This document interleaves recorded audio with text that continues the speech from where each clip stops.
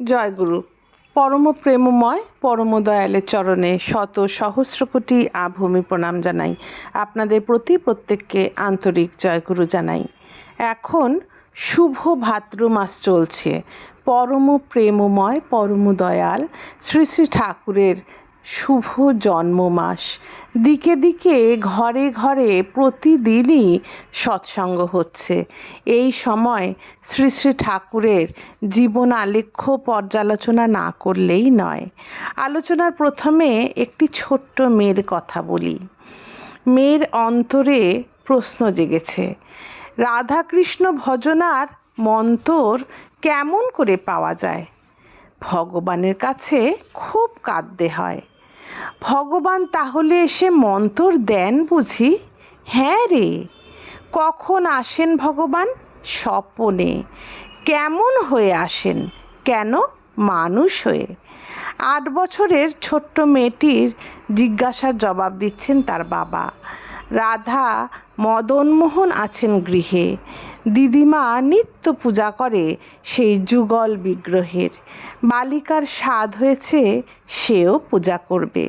কেবল বুঝি বড় মানুষেই পূজা করবে, আর আমাকে বুঝি পূজা করতে নেই? ওসব শুনছি নে। আমাকে পুজো করতে দাও, শিখিয়ে দাও আমাকে পুজোর মন্তর। আমি ধ্যান করব, আমি ভজব, আমি মজব। বালিকার চিন্তা জুড়ে বসেছে চিন্তামণির ধ্যান। বলে, নাম বলে দাও, ডাকবো, ঠাকুরের সঙ্গে কথা কইব। বাবাও চিনে ফেললেন মেয়ের মনকে। পড়ে নিয়েছেন তার অন্তরের প্রার্থনা লিপিখানা। কিন্তু চিনে ফেললে কি হবে? অতটুকু কাঁচা মনকে কি আর খবর দেওয়া চলে সেই চিন্ময়ের? কাঁচা দিয়ে পাকাকে ধরবে কেমন করে? বয়সটা একটু বাড়ুক, বুঝটা একটু দড় হোক। একটু দৃঢ় না হলে দীক্ষাকে ধারণ করে রাখবে কেমন করে? কিন্তু মেয়ে তো তা মানে না। মদনমোহন মোহিত করেন মনকে। বয়স কাঁচা হলেও মন কাঁচা হতে যাবে কেন? বয়স তো দেহের, দেহটা আজকের, কিন্তু দেহিটা চিরকালের। মন হলো সেই দেহির। ক্ষুদ্র বালিকা হলে কি হবে? মনটা তো আর ক্ষুদ্র বালিকা নয়, সে প্রস্ফুটিত শতদল। একদিন বাবাকে বললে, কই বাবা, মন্তর নিয়ে দিলে না?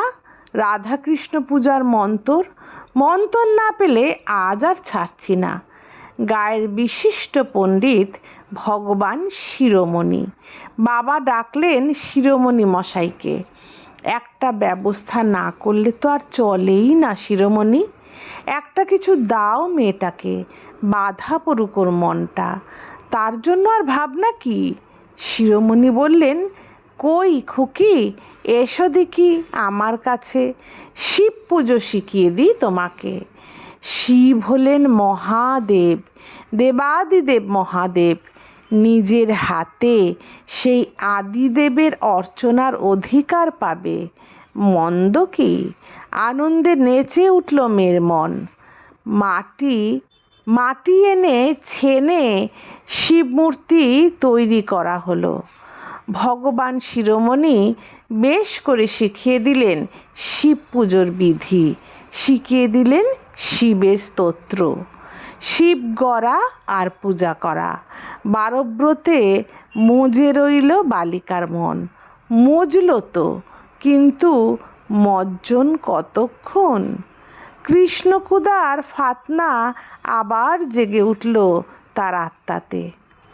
এ মন্ত্রে তো রাধাকৃষ্ণের নামগন্ধও নেই। মহাদেব তো পূজ্যই, কিন্তু পুজো দিতে চেয়েছিলুম দেবারাধ্য বাসুদেবের পায়ে। কৃষ্ণ প্রাণারাম ছাড়া আরাম নেই এই মনের। বাবাকে ধরলে আবার, কই বাবা, রাধাকৃষ্ণের মন্তর তো দিলে না। বলো, রাধাকৃষ্ণ ভজনার মন্তর কেমন করে পাওয়া যায়? এই কৃষ্ণমুখী নাছোড়বান্দা মেয়েটির নাম মনমোহিনী। আজ এতখানিই থাক। জয় গুরু। বন্দে পুরুষোত্তমম।